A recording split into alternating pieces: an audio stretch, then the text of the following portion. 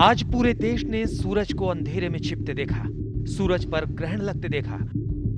लेकिन गलवान हिंसा के बाद चीन को लेकर जो सियासत हो रही है, न जाने उस पर कब ग्रहण लगेगा। विपक्षी पार्टियों के ना तो आरोप खत्म हो रहे हैं और ना ही सवाल। जबकि सरकार बार बार भरोसा दिला रही है कि ना तो किसी ने हिंदुस्तान में घुसने की कोशिश की है और ना ही हमारी जमीन पर कब्जा किया है। न वहां कोई हमारी सीमा में घुस आया है, न ही कोई घुसा हुआ है, न ही हमारी कोई पोस्ट किसी दूसरे के कब्जे में है। प्रधानमंत्री मोदी ने विपक्ष के सवालों का जवाब देने के लिए सर्वदलीय बैठक बुलाई और देश की करीब करीब सभी बड़ी पार्टियों को हालात की पूरी जानकारी दी। इसके बावजूद राहुल गांधी लगातार आरोपों के तीर दाग रहे हैं। आज कांग्रेस के नेता ने ट्वीट किया कि नरेंद्र मोदी वास्तव में हैं सुरेंद्र मोदी। राहुल जो लिखना चाह रहे थे वो भले ही स्पेलिंग की गलतियों में उलझ गया, लेकिन समझ में हर किसी को जरूर आ गया। राहुल गलवान हिंसा के बाद से लगातार प्रधानमंत्री पर निशाना साध रहे हैं। सिर्फ राहुल ही नहीं, सोनिया गांधी भी लगातार सवाल पूछ रही हैं। दूसरी विपक्षी पार्टियां भी पीछे नहीं हैं। तमाम सेना के पूर्व अधिकारी मान रहे हैं चीन ने कब्जा किया है। दुनिया के तमाम देश मान रहे हैं चीन ने कब्जा किया है। तमाम सैटेलाइट इमेजेस कई चैनल्स पे दिखाई गई कि किस तरह से चीन हमारी जमीन में घुस आया है।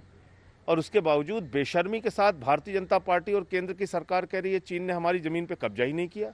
5 मई से ये बात विवाद चल रहा है चीन और भारत के बीच में। तो इसलिए मेरा कहना है कि कोई सामंजस्य नहीं हो रहा है। तो विदेश मंत्रालय कुछ, हमारा रक्षा मंत्रालय कुछ, प्रधानमंत्री कार्यालय कुछ, इस तरह की बयानबाजी से चीन को फायदा पहुंच रहा है। 16 जून से जो सियासी रेल चली है वो रुकने का नाम नहीं ले रही है। सरकार से कभी घुसपैठ पर सवाल पूछे जाते हैं तो कभी उस जमीन का हिसाब मांगा जाता है जिस पर कथित तौर से चीन ने कब्जा कर लिया है, तो कभी सर्वदलीय बैठक में नहीं बुलाए जाने को लेकर सियासत होती है। ओवैसी को ऑल पार्टी मीटिंग का न्योता नहीं मिला तो उन्होंने पीएमओ को चिट्ठी लिखकर सवाल पूछ लिए और श्वेत पत्र जारी करने की मांग कर डाली। कहां गया आपका जज्बा कि जब उरी में 16 सिपाही मारे गए तो सर्जिकल स्ट्राइक हुआ, 40 पुलिस वाले मारे गए पुलवामा में तो बालाकोट हुआ। क्या मोदी सरकार हमारी जमीन को वापस लेगी नहीं लेगी? क्या चीन को उसी तरह जवाब देगी नहीं देगी? मैं समझता हूं प्रधानमंत्री के साथ जो विपक्ष ने अपना एकजुटता दिखाया, कुछ एक को छोड़ते और कुछ लोग तो केवल बचकाना बातें कर रहे हैं।